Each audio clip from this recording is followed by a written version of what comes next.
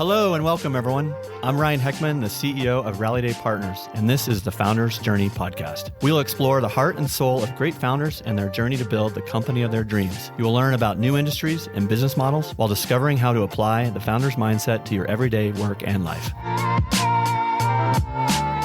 Hello and welcome to another episode of the Founders Journey podcast. I'm your host, Ryan Heckman, and I'm joined today by my partner in crime on all things leadership and culture. He does not like to be called a guru, so we'll just say Jedi Brian Kight. Welcome, Brian. Hey, Ron. I'm glad to be here. Looking forward to this conversation.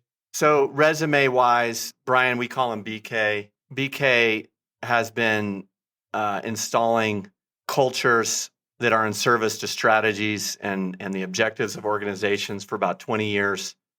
In that line of work, he also gets pulled into a lot of organizational development, broadly speaking, whether that be at the enterprise level or at the personal level. In fact, he has a nice catchphrase that the objective is professional, but the journey is personal. One of his many that you're going to hear today. BK has worked for very small organizations of, measured in the tens or dozens, all the way up to Fortune 500 sized organizations. And then from an industry perspective, the sexiest work that he does is with professional sports organizations or collegiate sports. And he loves to talk about that. So we'll try to get him going on a few of those stories, all the way to everything under the earth in terms of industry wise. He doesn't really care. And to tell you how little he cares, he almost doesn't care what's happened in the topic of leadership and culture the last 1,000 years. He believes in sort of first principles. And you're going to hear a lot about that today. As you probably know by now, we've been doing this 3-part series. We started with Jake Manukian, who ran research and investment strategy, or runs research and investment strategy at JP Morgan for North America. He gave us kind of a Wall Street lesson about the tariff situation that we're all confronting. And then earlier this morning, I got to interview Tim Van Meegen from the ProAction Group that talked about how to manage these tariff uncertainties and volatility at the main street level. So think your company or your organization. We got a little bit into ourselves there, but the third part here, and the one that I've kind of been most excited about, is your street, the street you live on, the street between your ears and inside your chest with your heart. And that in these moments when the world is in disarray, this is where real leaders stand up and in many cases can become how we're remembered. And it's an opportunity for all of us to think about that a little bit. And BK, thank you for being on this podcast. You've been part of my life now for, 12, 13 years. Very grateful for you. And I'm grateful that you get to share some of your wisdom with our listeners. This is just awesome. Yeah, I think the timing is fantastic for the conversation. And I think we've got a couple of topics and maybe directions that we want to go, but not a firm plan for exactly, because I think it's also reflective of the world, Ryan. I've been thinking a lot over the last year about, I'm competitive, you are competitive. We both competed in sports at different levels. I never made it to the Olympic level, but I played football in college, and I love competing and I love games.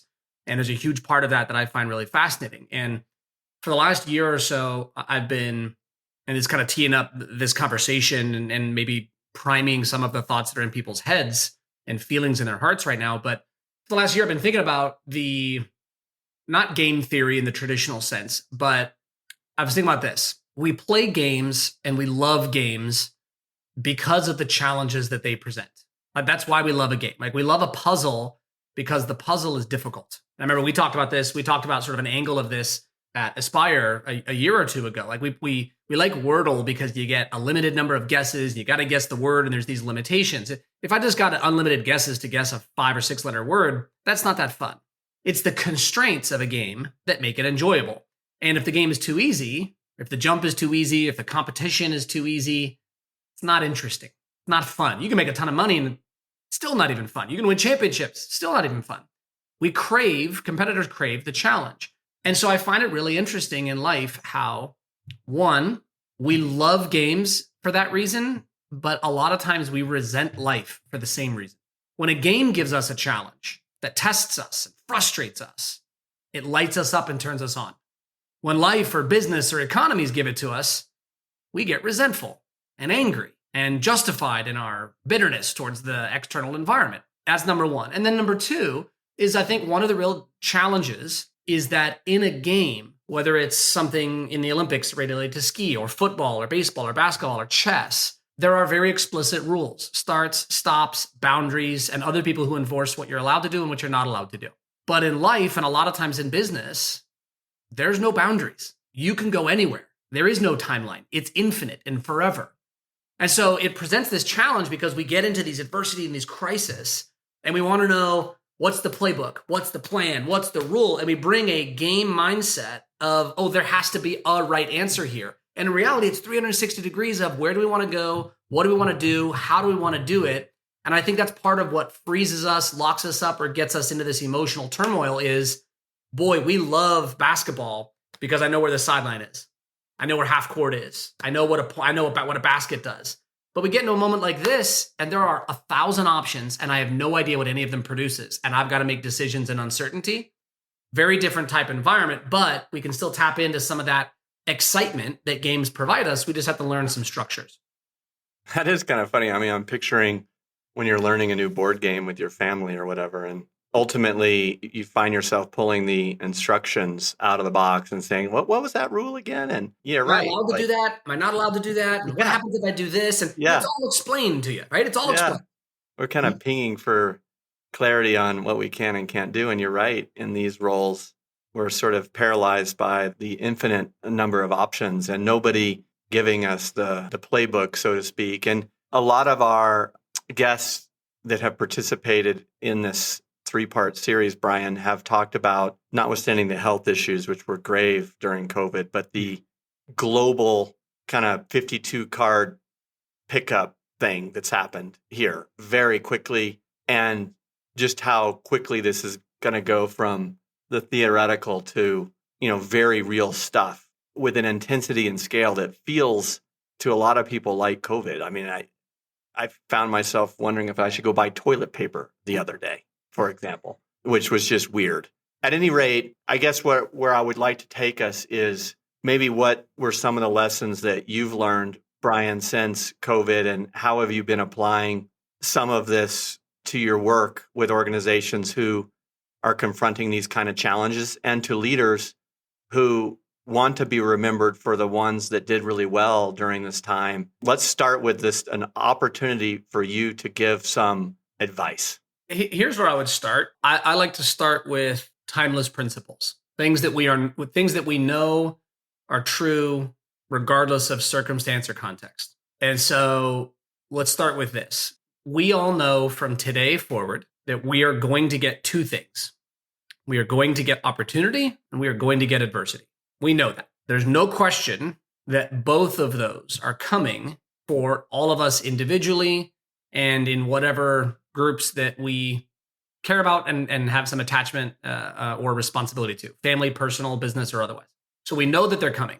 But Ryan, it's what we don't know that pushes us to the edge. Because while we know that we're going to get opportunity and adversity, there's three things we don't know. We don't know when they're going to show up. We don't know what they're going to look like. And in the moment, we're not even sure which one is which. And so recognizing it's going to happen, but I don't know when it's coming. I don't know what it's going to look like. And I don't know which one is which leads us to this conclusion. There is no opportunity that is not equally paired with a matching adversity. And there is no adversity that is not equally paired with a matching opportunity. Our emotions, right? Our emotions want to say it, that when we experience heavy turmoil and adversity and crisis, what do our emotions try to convince us of in relationship from the adversity we're experiencing to the amount of opportunity that we now have access to? What do our emotions try to convince us of? That when adversity is very high, what's very low? Opportunity. That's what our emotions try to say. Our emotions also try to say that when opportunity is very high, adversity therefore must be low or should be low. And I think the first thing that we need to recognize is, despite the fact that our emotions work overtime to convince us of that, that is quite literally never true. The bigger the opportunity we chase, the greater the adversity we face. That wasn't supposed to rhyme. It did, but now it makes it stick. The bigger the opportunity we chase, the bigger the adversity we face. But the inverse is also true. The bigger the adversity we face, the greater the opportunity that we get access to. So I think, and this is what I remind myself of in these moments. It's what I remind myself of when I feel like I'm in the midst of some adversity in my marriage or in parenting my kids or in my own mind or when I'm with my body or with my business or with a relationship. I remind myself when the adversity gets really high, I remind myself there is no adversity that is not equally paired with a matching opportunity. My job is to find it. My job is to see it. My job is to craft it. My job is to chisel it out of this adversity.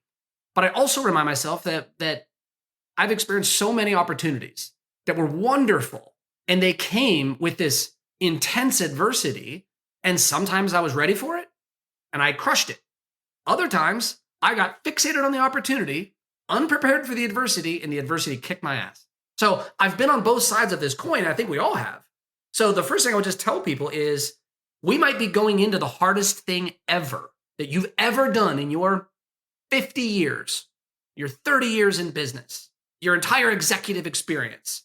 And if it's the hardest thing you've ever done, that also means it's the biggest opportunity you've ever had in your life. And just that right there, Ryan, either unlocks a door, cracks a door, or kicks that thing so wide open. Like everybody has something going on in their life or their business where that is the exact mindset that you must craft. And if you don't, what's going to happen is you're going to see only the adversity, and that opportunity is going to drive right by. And it's going to be trying to wave and knock, and we're not going to answer the door.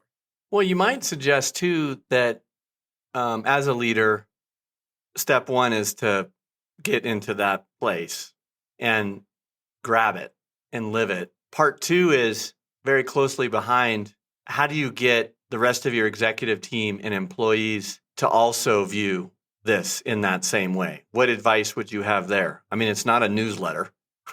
No, right? Here's where my mind goes right away. The first thing is we can't make anybody else think or see the way that we think or see.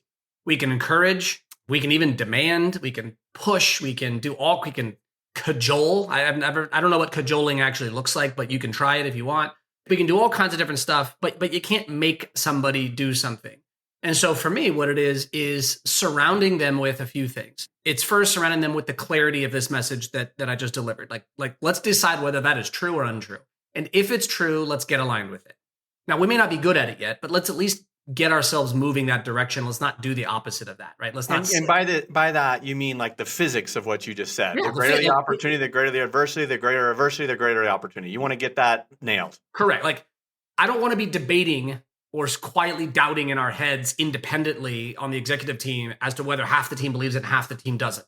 If you don't believe it, stand up and duke out the idea until we all agree, you know what, that is not right. That's wrong.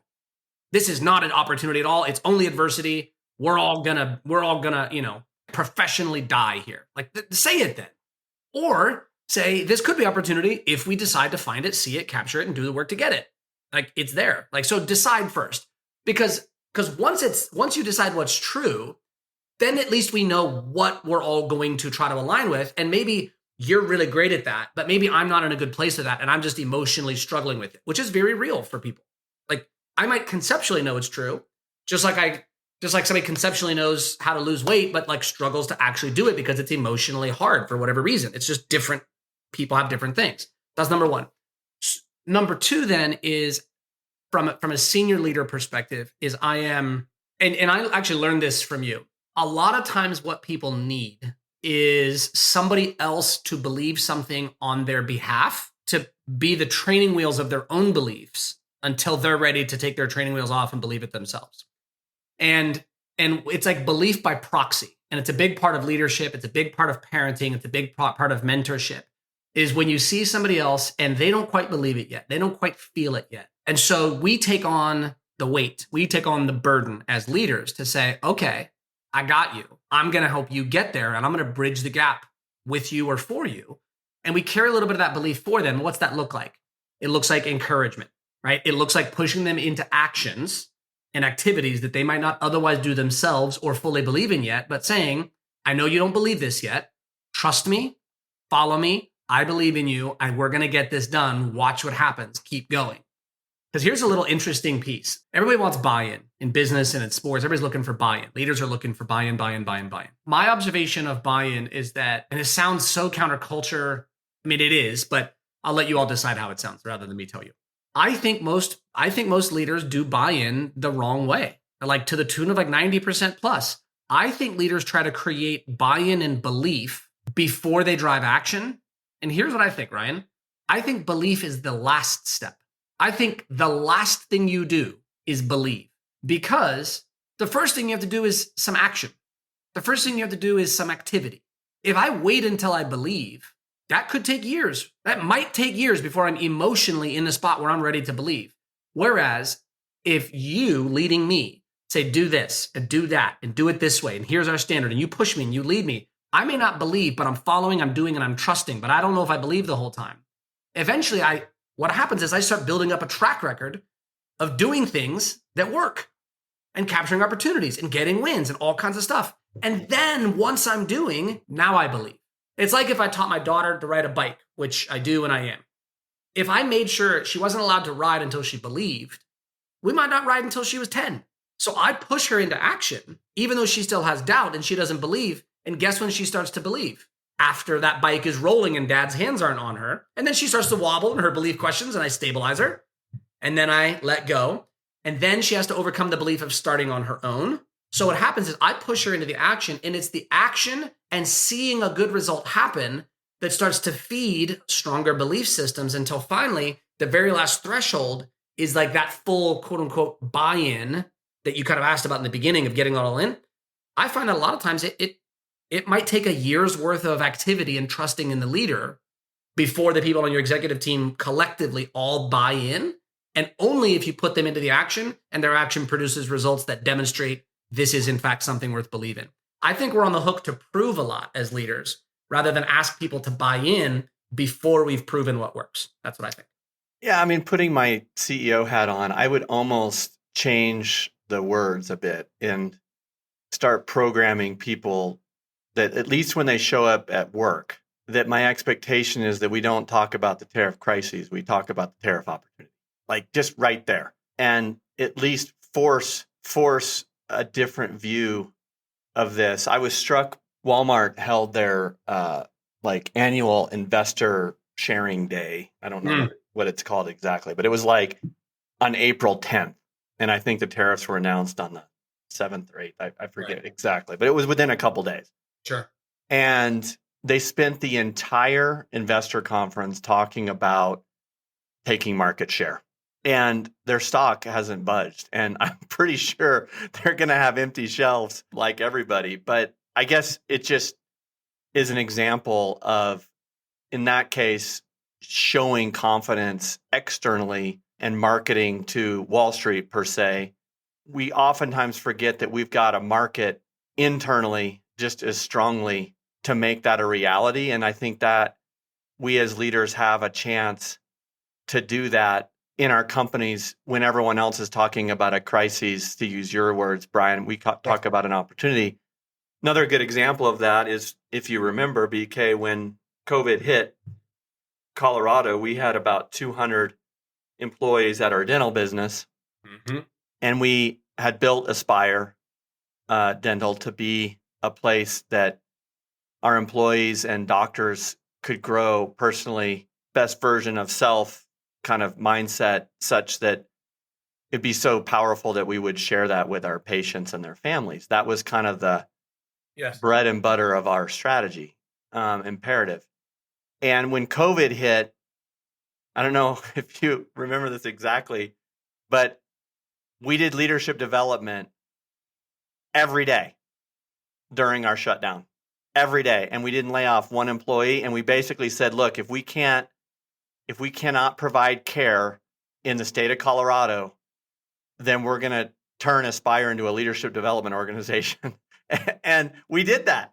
And, we retained our workforce, we kept them engaged, and we delivered on our promise that we were going to give them a place where they could become better versions of themselves. And I don't know if I can necessarily translate that into demonstrative success metrics, but it sure felt good and kept the ball rolling, or kept the bicycle moving, if you will, in service to some objective other than just being shut down and at home.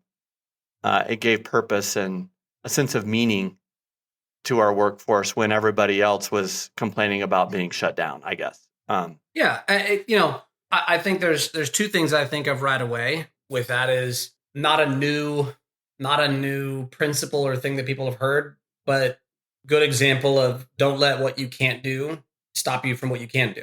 And kind of like a lot of things, I think people hear that in a cliche, and then in the moment they are so fixated on what they can't do, and they're so mad about it and frustrated about it that their attention is all on what they can't do and what they can't get when they're not producing.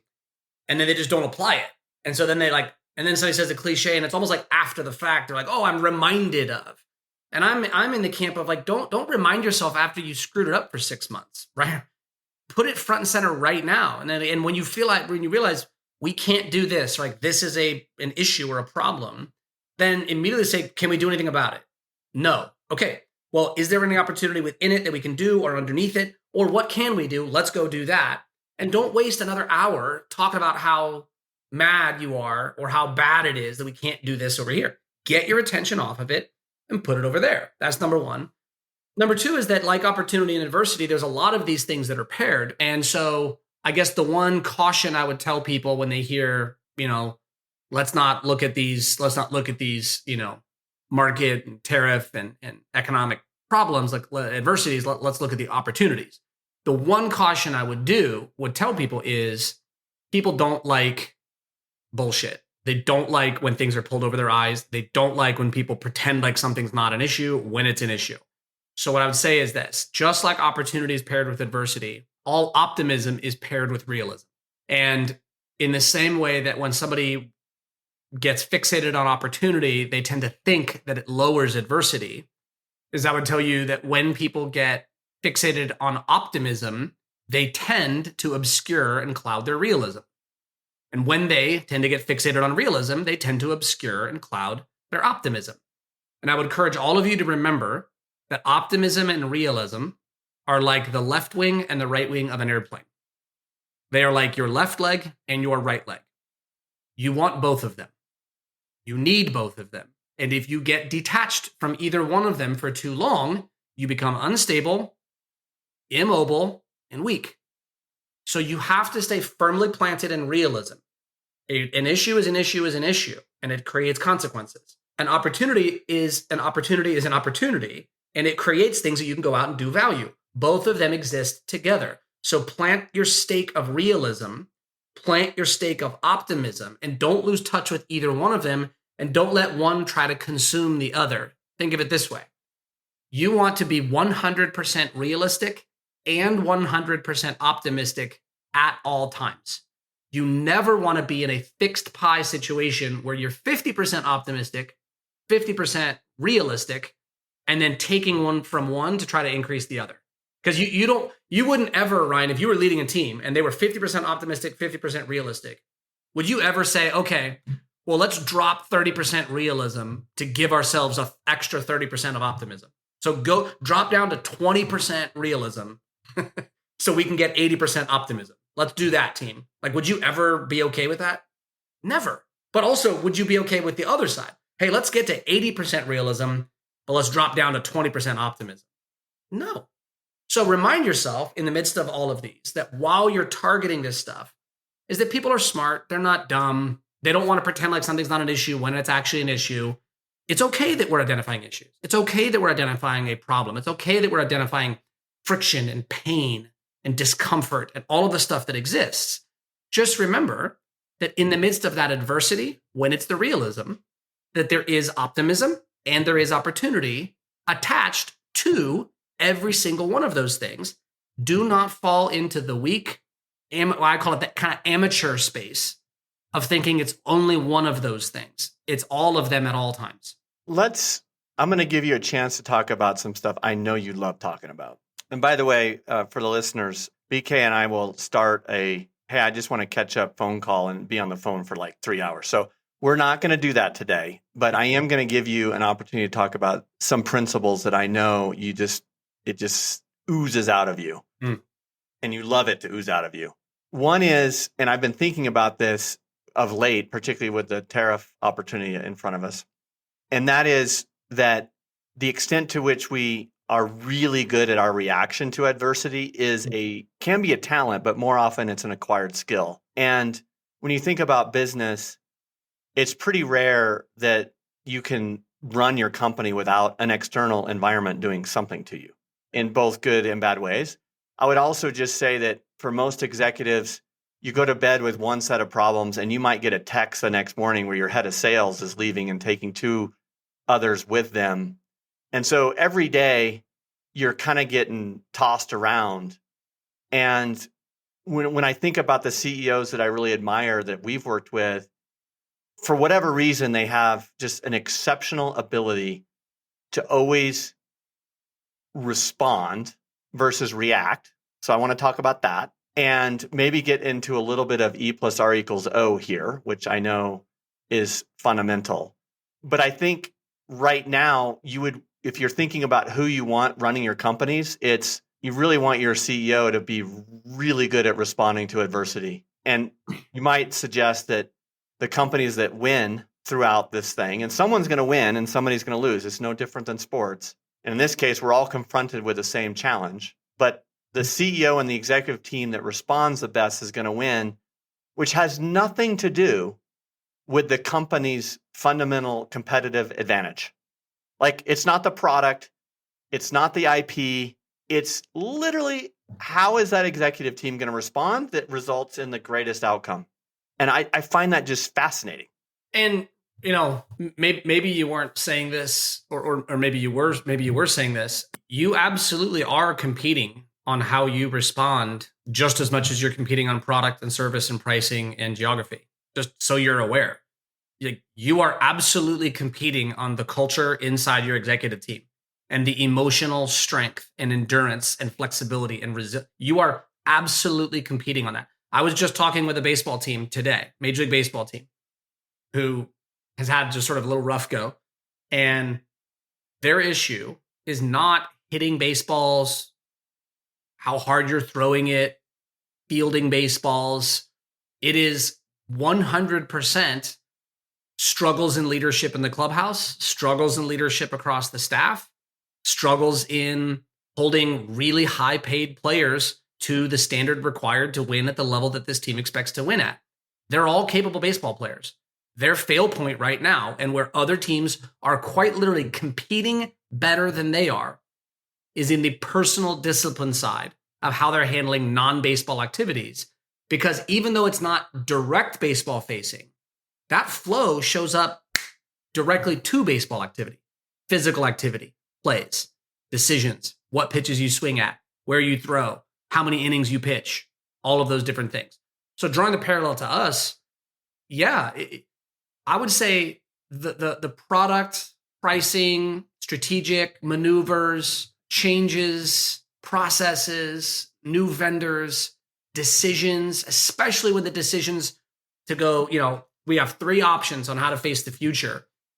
You can't make the best possible decision if you've got 3 out of your 8 executive team members who are not in great control of their emotions. You can't. Well, let's go into E plus R equals O, because I think it's a good framework from which we can all agree that resilience isn't necessarily a talent that we're born with or because we were raised in with some adversity when we were kids or, whatever. It is a skill. Yeah. Let's create some skill building as it relates to E plus R equals O and in the context of the socioeconomic environment in which we're competing right now. Got it. So E plus R equals O, for those who are unfamiliar, stands for event plus response equals outcome. And I'll be quick with this, and that way we can kind of get into application. Event plus response equals outcome. It's pretty intuitive. Just hearing the equation, visualize it in your mind, write it down on a piece of paper as long as you're not driving or on a treadmill. You can immediately see the only piece of that equation that you or I or any of us have control over, and that is our response. That's it. Now, some people need a little bit of steering. We don't control events. Easy way to define an event is anything that's not you. However big or small, an event is just something that's not you. So another person is an event. Decisions that leadership or government or industries make, event. Decisions a client, customer, vendor makes, or another employee, event. Your spouse, traffic, weather, event. We also don't control outcomes. And this is where certain type A competitors and business people have a struggle saying, I do control outcomes. And it's a very easy test. If you controlled outcomes, what would your bank account look like? What would last quarter look like? What would the future look like? How would all your relationships look? If you controlled outcomes, why isn't everything happening just the way you want it to happen? You're getting everything you want to get. What are you waiting for if you control outcomes? So the reality of E plus R equals O is that each of us, individually, team, and business-wise, we all produce and create outcomes through the combination of our response and the context that we meet. Sometimes the event is the trigger, and then our response meets it.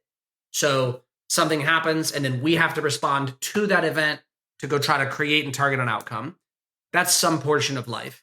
The largest portion of life in business is not an event happening and then us sort of trying to figure out how to respond to it. The largest portion of life is us targeting outcomes we want to produce. And then in the midst of pursuing those outcomes, encountering all of the events, circumstances, and context of what it means to try to go create that. You wanted to build Rallyday, and you said, hey, I'm going to go build Rallyday. And it was birthed out of a lot of things you experienced, no doubt, but you had a vision in your mind and you said, I'm going to go build this. And then because you decided to build that, you started encountering and experiencing events only because you jumped on the I'm going after building Rallyday path. Those events would not have come into your life had you not gone down that path. I'm a dad, you're a dad, husband, like there's all kinds of events we experience only because we're going after the outcome. And most of us, if we're owning and running businesses, we're experiencing these events right now because we chose to go build a business. So just remember that the largest portion of life is going after outcomes, not waiting for events to show up. Only a small portion is that. And within E plus R equals O, and I think, Ryan, I think this is where to have this conversation on how to apply this, is there's three things that we've got to get right if we're going to do this really well. What I love about E plus R equals O is that there's not a scenario in my life that E plus R equals O is not the framework to overlay on it. There is no scenario we can come up with that is outside the boundary or does not fit E plus R equals O. We're only limited by our imagination or our ability to overlay it. So there's three things to get really good at E plus R equals O that we have to have. Number one is we have to have the mindset. Number two is we have to have the skill. And then number three, and maybe most importantly, in terms of the high end, being able to create high end results, is we have to have the speed. And I won't go deep in it and I'll let you kind of push, but the mindset is this. The mindset is fully acknowledging and never negotiating with the fact that we do not control events, we do not control outcomes, that we control our response, and that creating the best outcomes does not come from dictating events, but from choosing the best possible responses and engaging in them. That's where great outcomes come from. So the more time we're trying to control outcomes, the more time we're trying to control events, and the less time and quality we're trying to control our response, the worse our outcomes get. The better we reverse that equation, understand the outcomes we want to create and target them, understand the events without trying to control them, and then focus all of our effort and energy on understanding the events and responding really well to them, the better we do. Number two is the skill. And we can unpack this one here in a minute if we want. The skill is, it starts very simple and you can kind of scale it up as far as you want to scale it, however detailed. But the skill is essentially clarifying exactly the outcome you want to create. There's something I was writing down some notes this morning that I think might be relevant for us. But the skill is, what outcome am I trying to create, and being able to choose, go to outcomes wisely, smart, discipline, understanding the kinds of events that we're dealing with and understanding what we can't know, like recognizing I've got this black hole of uncertainty. And then the third is, given the outcomes you want to create or the range of outcomes, and given the events that you have and your range of understanding, how do we engage in the best possible response that will lead to the best outcomes given the events that we have? Let me pause real quick right there. That last piece I said, how do we create the best possible outcomes given the events we have and what we know and don't know through my response? How do I create those outcomes from this context, engage in the best possible response? There are a lot of people right now who have the capacity to do that, but they're not going to because they still haven't adopted the mindset. They are busy trying to control and being mad about the existence of circumstances. So they don't even get access to the skill because they didn't build the mindset. Building the mindset positions you to be able to use the skill. There's a lot of people with skills to respond really well to these circumstances that we are in right now. But you know what? They're afraid, or they're angry that this happened, or they're blaming the government or this person or that person. And it's clouding their judgment. It's clouding their skill. It's stealing energy. And then when it comes time to respond really well, they're kind of drained, frustrated, kind of frazzled, and their response isn't great, not because they're not capable, not because they're not good people, but because they made a mistake earlier in the sequence and they're out of position. Does that make sense? It does. And I've always been curious, you talk a lot about a default response versus a disciplined response. Sure. Why is it, as humans, that our default response is usually the exact wrong thing to do in most cases? And why is discipline required here? And what is it about us where we get mesmerized by circumstance at the expense of our own response that actually produces a worse outcome than the circumstance would have inflicted upon us because we're just stupid? Like, what is it? Human nature. Okay, peel that back. You know that you're not going to get away with that. What is it? Human nature might be the only thing in all of history that has never changed, and it never will. Ryan, we could spend the next 7 days unpacking why human beings continue to make the exact same mistake thousands and thousands and thousands of years over and over and over and over and not learn the lesson. Like, what else do we need to learn about diet and exercise? There's nothing left to learn for the average person. There isn't anything else to learn. What do you want? The answer is free on YouTube. Like, you don't even need, ask the person to your right now, what's the best way to get in shape? Tell me the 10 things I should do, and to just do all of those things. But we don't, because it's inconvenient or it's whatever. So we have a human nature of, we don't like certain kinds of adversity. And I know you and you know me, and I know you well enough to know there are certain kinds of adversities that turn you on. That there's certain kinds of adversities, man, they light you up. And you're like, I was born to be in this position in this moment right now. Give it. You're chomping at the bit. It's like a ribeye steak for you. And I also know you well enough to know that there are other adversities that are absolutely terrifying. Why? Same thing for me. Why? Human nature. And so my job, your job, all of our job is, I say job, if you want it, you don't have to do this, but I think it's our job and responsibility to expand our capacities, to increase.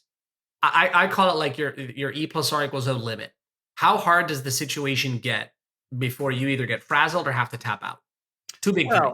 Yeah, and I think I want to increase it higher, right? I that's what this conversation is about. Is I want to increase everybody's ability to deal with more disruptive events, harder to produce outcomes, higher quality, more finely tuned, artistic, precise, high disciplined responses. Because I want everybody to be prepared for the stuff that life delivers and for the opportunity that life is going to bring in front of you.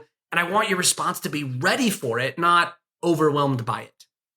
Okay, so let's assume you've convinced me now to call it the tariff opportunity. Yep. Let's assume that I accept that as a leader, I'm measured by my response more powerfully than the circumstance, and that I am committed to the disciplined response. Yes. What are some skills to help me do something with that? Okay, you've convinced me. Yep. I need to be a really good responder. Yes. Okay, what does that mean? First piece is I would start with the third component of E plus R equals O that I was talking about: mindset, skill, and then the third one is speed. And here's why I say that, because paired with skill is this. Ryan, is there a difference between put your CEO hat on? Is there a difference? Somebody works in your organization or has ever worked in your organization. Is there a difference in value for somebody who works for you and with you, in somebody who takes responsibility compared to somebody who takes responsibility eventually? I mean, there's no question. I mean, we give that compliment to people all the time, that you take responsibility beyond your control and beyond your authority, and that's leadership. No question. Is there a difference? Yeah. Is there a difference between somebody who takes initiative and takes initiative eventually, takes feedback and takes feedback eventually, listens and listens eventually, has self-awareness and has self-awareness eventually? The point is speed matters. Right? The point is this. The point is, in the midst of E plus R equals O, when people try to do this, and even when they take it seriously, that in my mind, the first part of skill is it's speed to the best response you can get access to. Now, it's speed. Don't sit. I 20 years I've been doing this. People will sit for weeks debating on how to respond to give somebody feedback. And then by the time they give them the feedback, it's worthless. They got the quote unquote right response 3 weeks later, and it achieved nothing. Or they debate with a committee and an executive team on what we should do, and they respond eventually when they got everybody to agree 2 months later, and the opportunity passed. Somebody else already seized it. So what I would tell people is the first thing is get responding with skill, like get doing it now. So here's the first thing. Here's the first thing that you ask, what are the skills? So the first thing I would say is, and you're familiar with these, at a personal level, I call these core skills, because it's the skills that shape every response and everything you do in business. Is that the first 3 skills of your response are your level of self-awareness, self-discipline, and self-confidence. And you don't have to have the word self in there. You're just your level of awareness, discipline, and confidence. And so with awareness, it is, are you looking at events? Are you looking at outcomes? And are you looking at the bridge between that event and that outcome in your response? Are you even seeing that equation? Are you seeing that flow? Like start to overlay and see it happening over and over and over again. Number 2 is looking at discipline, like the discipline of your response. It's things like, what are your standards? What's the effort level that's required? What's the intention that you're engaging in this with? It's not magic. It's not something you've never heard before. It's actually simplifying a lot of stuff and bringing and like actually pushing out a lot. I think it's this, right? I actually think it's pushing out. It's actually a lot more with what you don't do and how you push the noise away and whittle down. I mean, like you've been in the rooms, I've been in the rooms, right? We've been in some of the rooms together, and like sometimes the worst possible version and the hardest possible thing is when there's all these voices and all the considerations and every piece happening and everybody's trying to say everything. And it's sort of in the guise, or sometimes the well-intended piece of being thorough, but there's so much noise. And what we have to do is we have to bring it back down, and we just have to say, all right, self-awareness, what outcome matters here? Self-discipline, what are the standards that matter? What is the quality which we have to do them? And what is the response that is the most likely to create the outcome we care most about and is also attached to the thing that delivers the most value? And then how deeply do we believe in that? And if we don't believe in that one deep enough, what do we believe deeply enough? That cycle of awareness to discipline to confidence, and then that confidence to reinforce awareness and reflection and keep that going. Again, think of it like an engine. When those core skills are in a really good spot, your awareness, your discipline, your confidence, everything emerges out of that. And what do crises do? They test all 3 of those. They test one a little bit more than the other sometimes. They test all of them. They test our awareness, our ability to look at ourselves, see the situation, not just self-awareness, but situational. They test our discipline, endurance, strength, power, self-control, consistency. And then they test our confidence. They test our belief in ourselves and our path, because it disrupts the path. So that's the first thing of the skill of the response. And then the second thing, and I was writing this morning, I think this is particularly relevant, and this is really practical. And I'll tell you in a personal story here that doesn't seem like it connects, but I don't know, I think it does. So often in business and in life, let's think of outcomes in tiers, like a level, right? Not tears as in like crying tears, but like tiers. And let's think of, just for the simplicity, let's call them tier 1 outcomes, tier 2 outcomes, tier 3 outcomes. It goes infinitely, right? You can tier it all the way down, but let's think of tier 1. a tier one outcome is the big outcome that all things being equal, that's what we're trying to do, right? So if you're an NFL team, your tier one outcome is win the Super Bowl, right?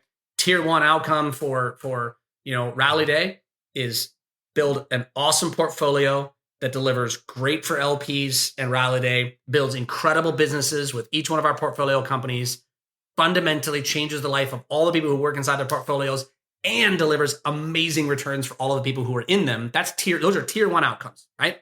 Tier one. But here's the thing about life and business. So many times, tier one outcomes get blocked. They get blocked. External events get in the way of them. Sometimes they get blocked and they're just barriers between where we are and getting to a tier one outcome. Other times they actually get blocked completely. And what happens when a tier one outcome gets blocked? What do a lot of people do? Like you're not going to win the Super Bowl, or you don't have a winning season. Like, you go to the Super Bowl and you lose it. What do people think when they don't achieve a tier one outcome? What do they drop down to the tier two outcomes and start attacking the tier two outcomes down that path after losing the tier one outcome? Let's go after maximizing tier two outcomes. Or do they sit and feel the pain and the hurt and all the rest of the tier one outcomes and think that everything gets done? So many times we attach to a tier one outcome. And at a personal level, I'm coming up. My dad had prostate cancer. He died. We're coming up on the 1 year anniversary of when he passed. He passed May 3rd, 4th. So we're coming up here on that this week. I say that because when he got diagnosed, his prostate cancer was stage 4. He was diagnosed at stage 4. His PSA was 157. And I remember when I told you, hey, TK's in this spot. So he got diagnosed with terminal prostate cancer, right? A cancer you can't get rid of. He was either gonna die from that cancer or some kind of complication in all likelihood. And pretty quickly he started doing these things, went through, a year, 2, and we kind of saw what the trajectory was. And we always held out hope that a treatment could extend it and all kinds of different pieces. But in that scenario, what's the very obvious tier one outcome that I had with my dad? I want you to keep living. I don't want you to die. I want you to stay alive. I want you to be with me. I want you to see my kids grow up. I want you to see my daughter get married. I want you to see your grandson play high school football. Those are all tier one outcomes for me. Well, guess what? When he got diagnosed at stage 4, guess what happened to all tier one outcomes? They went away instantly. They were all off limits. Now, a lot of people, when you get a tier one outcome wiped away with E+R=O, it's crushing. It's devastating, and it makes it feel like there's nothing else. And what I remind myself of, and I use that example, one, because it's real for me. It's kind of the window I'm in this week. But also, I think about E+R=O this way in every scenario, including something of that significance where, okay, tier one outcome is gone. Does that mean that there are no more outcomes that matter here? No. What's a tier 2 outcome? My dad is going to die of cancer. Tier 2 outcome. How do I have the most amazing time with him for the time that he is still here? Now, is that hard? Sure. But just because it's hard doesn't mean we have a pass for not doing it. So in the midst of the global economic scenario we have right here, a lot of businesses and a lot of leaders are going to find a lot of tier 1 outcomes either blocked significantly, cut in half, or eliminated entirely. And what I would tell all of you is, do not waste time complaining about or talking about how unfair or, wringing your hands over a tier 1 outcome that's irrecoverable. That's literally the equivalent of me sitting when my dad gets diagnosed and being like, how could the world have, given my dad cancer so that he's going to die before I said he was supposed to, or whatever, as if somehow we were special and all the people who had had cancer before didn't have that. It doesn't mean that we can't be sad or frustrated about the tier 1 outcomes. But here's what I would just tell all of you. There are tier 2 outcomes that need your attention, and you can deliver and create massive value.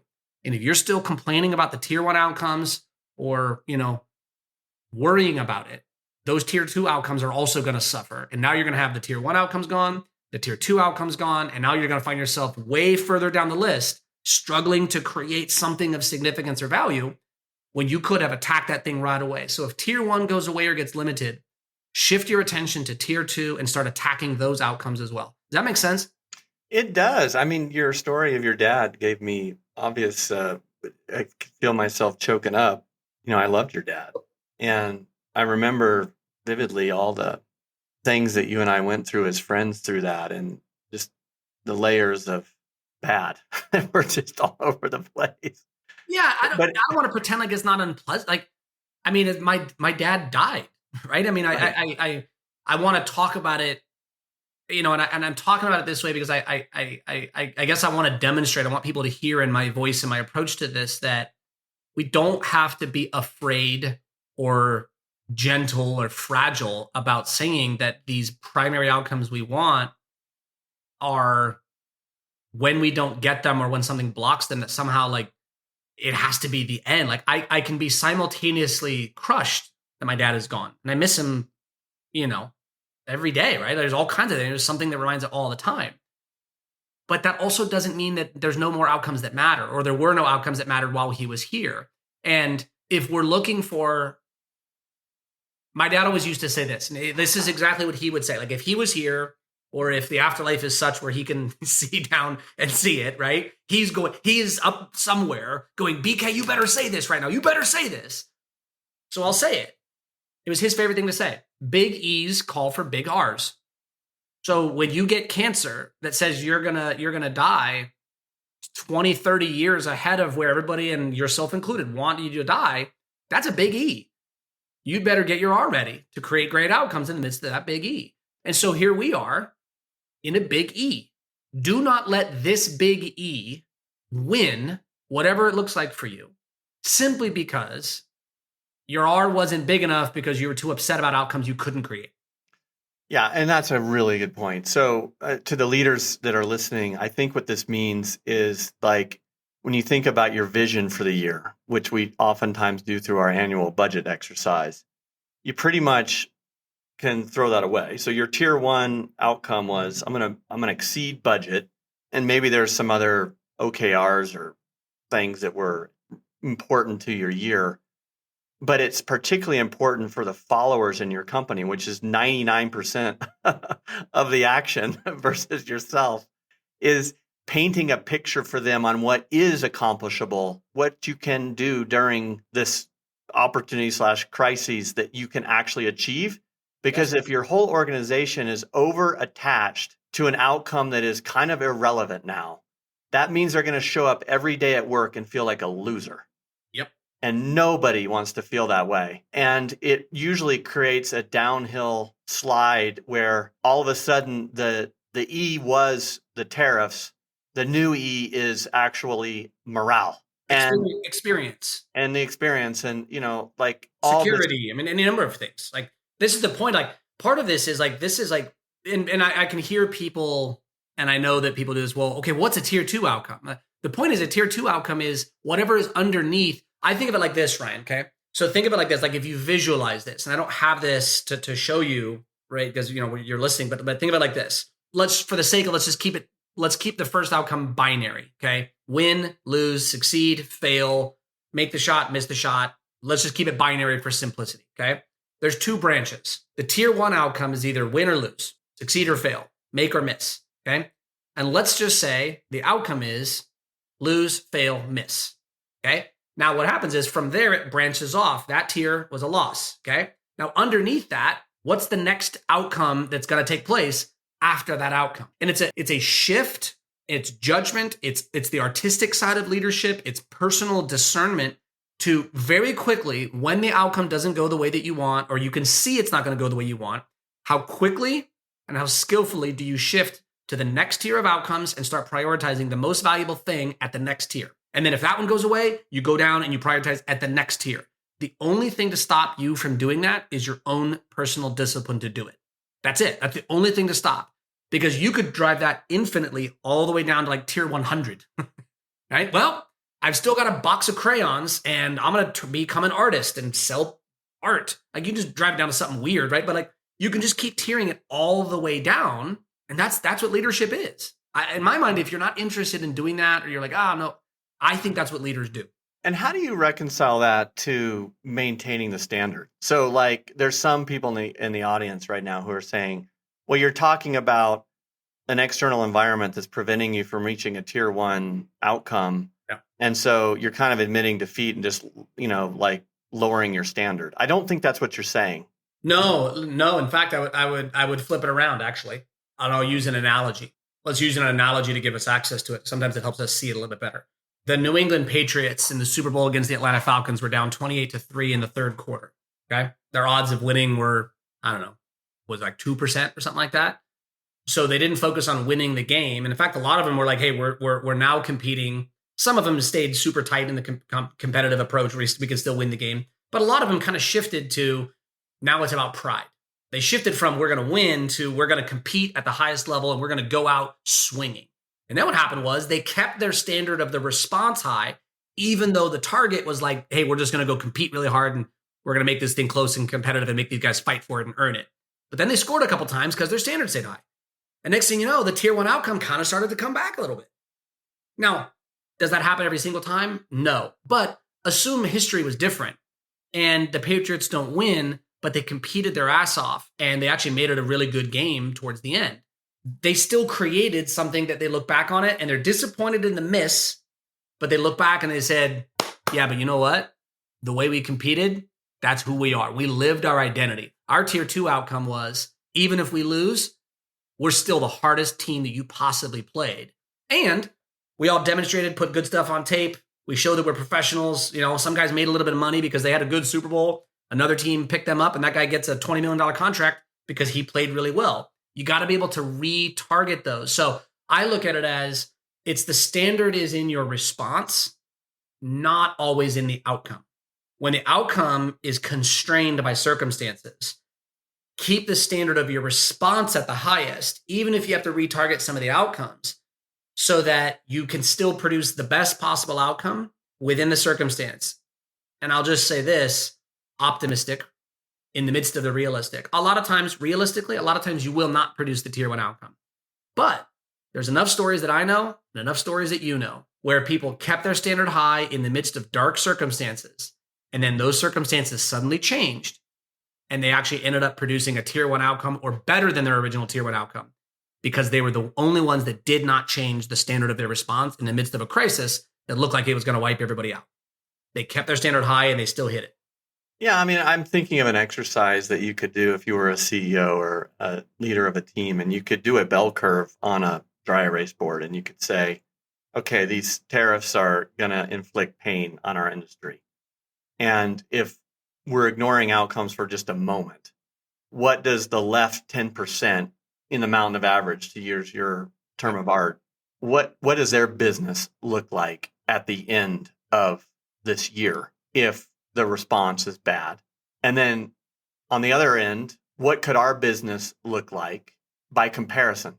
And what would be some of those things that we can control that would be exemplary, that become a source of storytelling in the future? I mean, it's that kind of thinking around accepting reality, but holding ourselves to a high standard response. And what are some things that we can accomplish in the face of the externalities? Yeah, and whether even if it's not accomplish, it's what kinds of things can we produce and gain ground on and create and value can we kind of generate in the midst of this? So, for example, if I'm leading a certain kind of company, let's maybe like a combination product services company that requires maybe a little longer sales cycle, lifetime value of clients is high. What I'm thinking about is, all right, you know, whatever, we're going to miss our budget, and we kind of see that coming. But in the midst of that, tier two, maybe tier three outcomes, what kinds of new relationships do we build and new clients do we open that we ride through this really hard time while we're missing? But through it, we build relationships with 3, 4, 5 new customers. And then when we emerge from this, because inevitably we're going to emerge into some new future, right?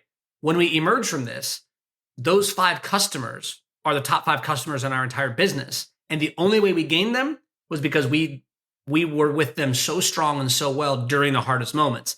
So it's the tier 2 outcome actually leads to significant outcomes on the back end. It's kind of like parenting. When you're parenting through, I think a lot of parents get themselves into trouble in the teenage years because they get attached to the immediate tier 1 outcomes. And then with teens, like we all do, right? Teens rebel and they do all kinds of different stuff.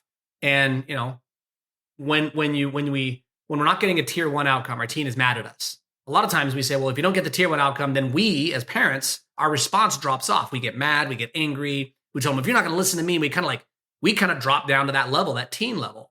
Whereas I look and I say, okay, if my kid isn't going to listen to me and they're not going to do what I'm saying right now, and they're going to be upset with me, and we're going to have a little tension, what's the tier 2 outcome I want to create? I want them to hear the principle, and I want them to remember that I care about them, and I want them to remember that I love them, and I want that principle to stay in their mind, even though they're not going to follow it right now, because I want it to show up later in their life. So I try to remind myself in these moments when I'm going to go through a tough day, week, or year with one of my kids, I have to remember that the outcomes that are happening right now with my kids are not the outcomes that are going to happen forever with my kids. So I drop down to a tier 2 outcome of embed good stuff into my children that isn't going to pay off, plant seeds in there that aren't going to pay off for a few more years. And don't worry about the tier 1 outcomes right now. I go to tier 2 outcomes right away. I'm planting seeds. I think business-wise, we can do the same thing. Now it's hard. And I like that example because, when you're having a tough night with your kid or you got a teenager or whatever, like it sucks the oxygen out of the room, right? It's overwhelming, like this is for a lot of businesses right now. And so it's challenging. And that's why E plus R equals O and these things that we're talking about matter so much is if you're not in that space, you don't see it, you don't think like that, the emotion of the moment, the speed of the moment runs us over. And we either do one of two things. We either have low skill and we react way too fast, right? And that's not good. Or we call it impulsive, right? Yeah, right? Yeah. Exactly. Or we have high skill, but we're way too slow at putting it into play. And we've all been in that moment where we wake up a few months later and we look back on something and we're like, I should have done that. And so the skill was in there, but we just didn't, the speed of the moment, we weren't fast enough at deploying it.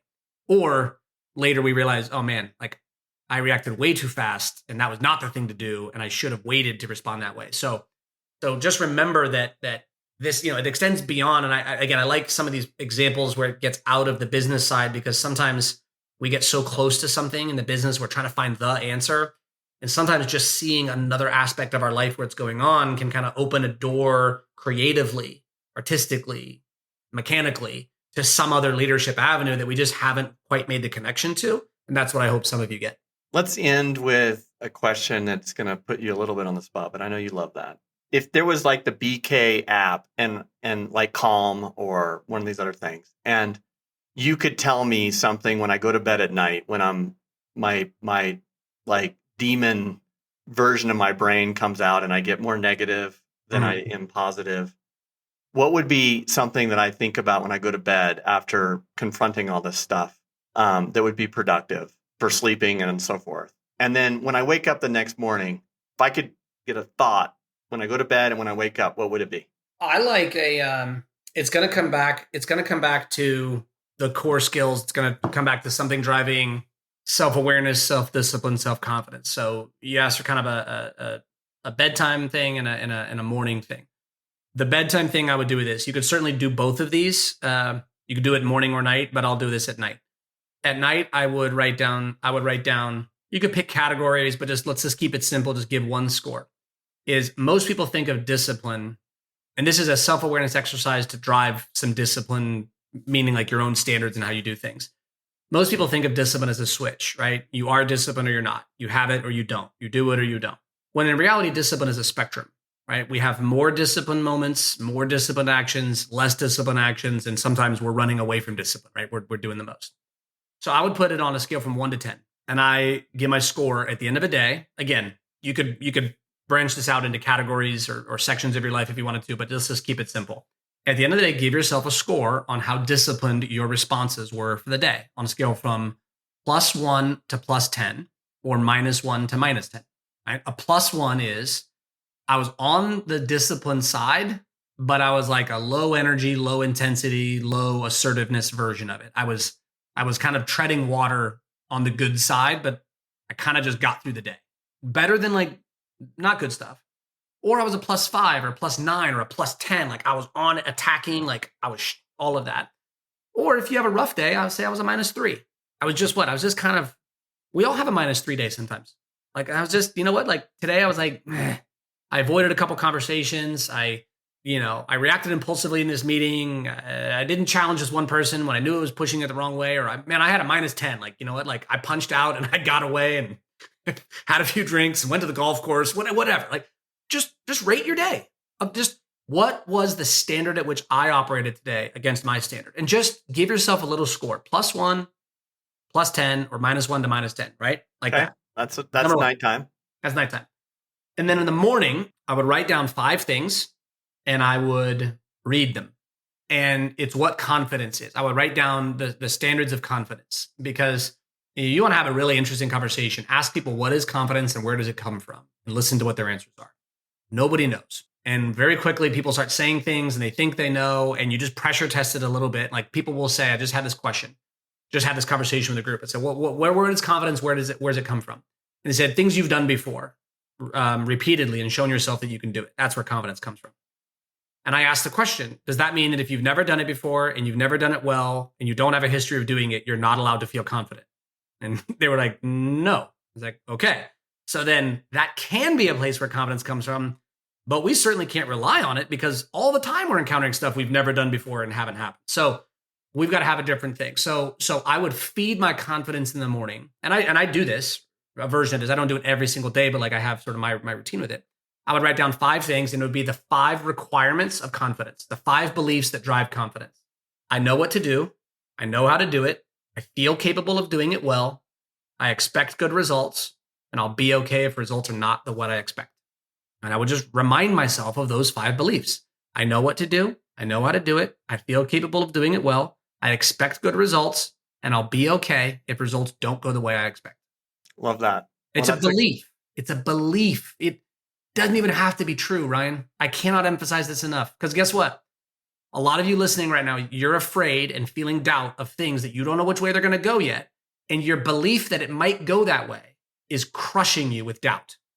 But it's not true. You're just imagining, what if it happens? What if it happens? And it's terrifying. It's right in your chest. And so what I'm saying is, if you can believe something that's not true and hasn't happened yet, and it can lock you up, then you're allowed to believe some things that also aren't true, but are on the good side instead. I know what to do. I know how to do it. I feel capable of doing it well. I expect good results, and I'll be okay if results don't go the way I expect. Don't just tell yourself the doubts and then believe those, even though they haven't happened. Tell yourself the confident side. And again, like you're asking, Ryan, like if I'm just trying to drive awareness, drive some discipline, drive some confidence, pair those 2 things up. I prime myself for the day with this belief. I not self-assess, but like self-reflect a little bit with awareness. How did I do today?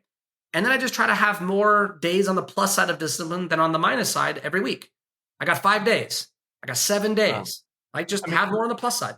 What I like about the nighttime part of this is I spent more than 2/3 of my life going to bed saying, where did I mess up and where did I win? And a good day for me was obviously a winning day, and a bad day full of shame when I went to sleep was like, oh man, I really messed up. I didn't produce that outcome. I messed that up, so it's like a win and loss kind of mindset. Yeah. Versus what you're talking about, which was whether you won or you lost, how much did I exercise my desired discipline for the day? And it's completely in my control. And it becomes less shameful when you don't win. And, you can go to bed feeling like your response and your discipline was an A+, even if you really had some bad outcomes in the day. So I really like that. It kind of just changes the way we evaluate ourselves. And that's very helpful, particularly when right now and in the coming months, it's going to be hard to feel like a winner based upon, revenue and EBITDA. So it's very helpful. It's a little subtle way of training your mind to assess against how well I performed. Let me put it. It's a subtle way of training my mind, or you training your mind, to assess against how I performed against my own standard, rather than how I performed against a result that I don't control. How well if I had a +10 day in terms of how I executed against my own standards and my own quality, I'm not worried about the outcomes. If I have +9, +8, +10 days, the outcomes will be fine. They'll be fine. But if I have like a +1 day, what I recognize is, I may have gotten some good outcomes, but I had a +1 day. If I have too many +1 days in a row, the outcome's going to drop. So don't assess against the outcome. Assess against how well did I perform against my standard. And if you're up there, great. But if you're not up there, that's crucial awareness And for the executives listening, I think this is particularly important because there's nobody else in your life who's going to tell you that you had a day below standard. There's nobody in your life, there's nobody in your business who's going to say, hey, you were at -2 today and you needed to be at +5, +7. Like, no, I love you, but like nobody's going to tell you that. So if you're not doing this, there's really nobody in your life who's going to like assess you and help you reflect like this. So you got to do this for yourself. And it's a very subtle way of training yourself. And in 6 months, a big portion of your brain will be rewired if you do this. Awesome. Love you, BK. Thanks for always being there, ready to give to the world. You've certainly given me a lot in my life, and I'll be thinking of your father on May the 3rd and 4th, and certainly be thinking about you and Carrie and the rest of your family. Appreciate it. Love you too, brother. Okay, take care.